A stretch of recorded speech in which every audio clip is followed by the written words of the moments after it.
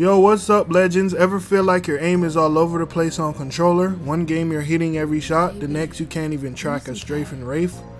It's not you, it's just your settings. So today I'm breaking down the best controller settings for console on Apex, from dead zones to response curves, to help you get consistent, sticky aim every single game. Now these are the same tweaks top console players use to laser people from across the map.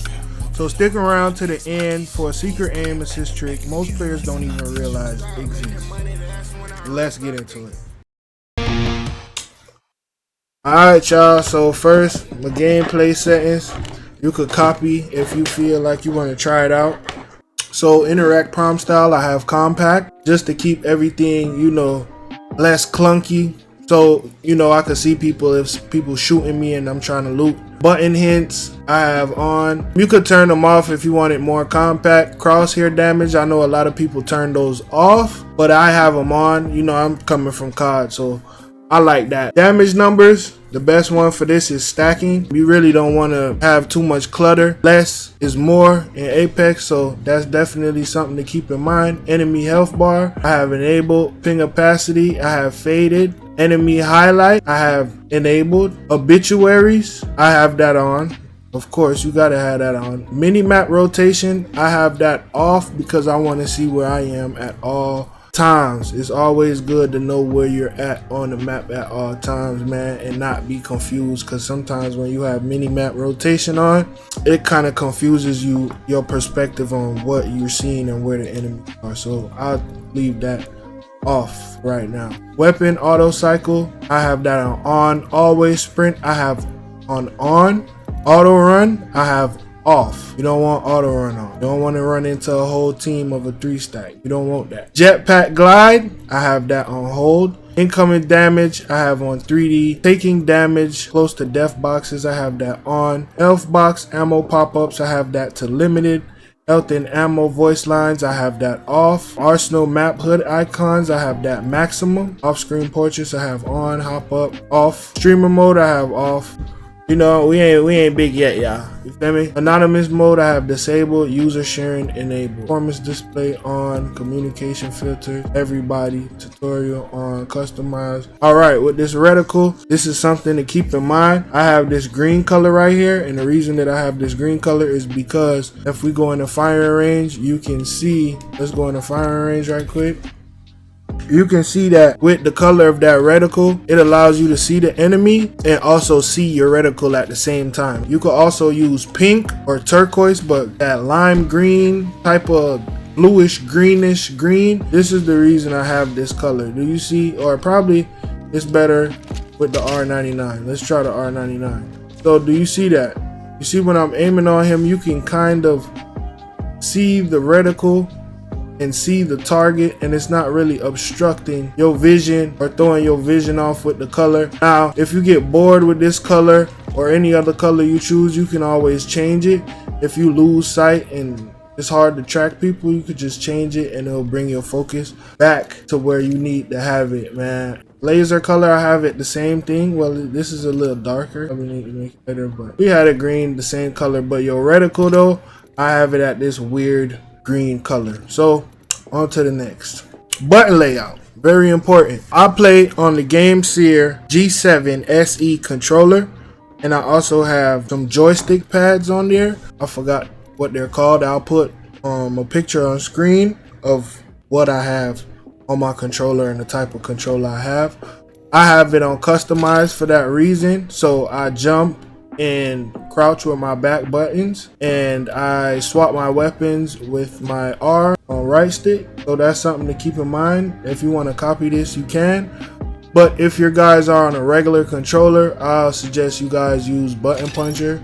That's the best layout, you know what I mean? People that don't really have back paddles. Okay, stick layout, I have on default. Interact, this is another very important tip to have. I use tap to use. I feel like that's the best to me, but you can always use what you feel is comfortable to you.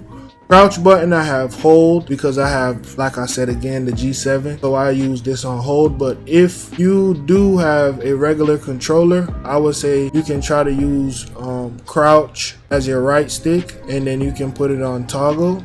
You know what I mean? So you kind of, you know, got a little more flexibility with your shot. Also, survival slot button I have on, and button I have on hold as well, because you don't want to get stuck while you aiming. You know what I mean? Trigger dead zones I got on high.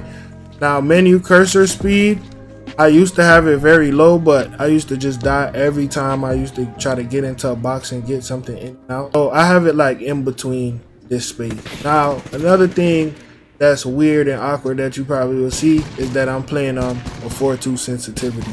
A lot of people, they play on 4:3. I was playing on that for a little while. I felt like I was just overshooting. Although I could have fine-tuned everything, I just felt like 4:2 made me just play a little bit smoother and hit a lot more of my shots.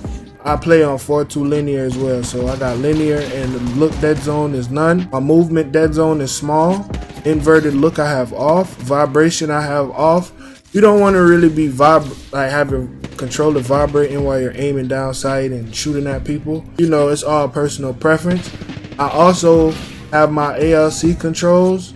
I don't have per optic controls off. I have that off. These are my ALC controls. Dead zones I have 0. Outer threshold. Now if you find that when you move your stick it's too sensitive, or it's not sensitive enough, you can drop it. If it's too sensitive, you can up this. This is a very important ALC setting. Response curve is another one because it affects your overall sensitivity, you know, with your stick. The response curve I have at an 8. When I was playing 4:2 linear, 4:3 linear, sorry. I was playing with a response curve of 10, and I had my outer threshold at a 2. And my dead zone was the same. But if you want to try that, you can try that. Per optic settings, like I said, I have those off. Yaw speed, I have 203. Pitch speed, I have 202. Turning yaw, I have 220. Now with your yaw and your pitch speed, if your overall, if you want to play in a certain sensitivity and you change your dead zone, outer threshold, and response curve, and it's still not, it's probably too responsive, you can dial that down with your yaw and your pitch. See what I'm saying? So your yaw is left and right, and your pitch is up. Turning yaw is 220. Extra turn pitch is 0.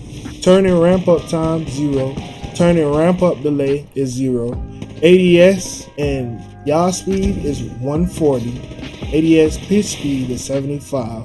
ADS turning yaw is 30. ADS extra pitch is 30. ADS turning ramp up time is 100.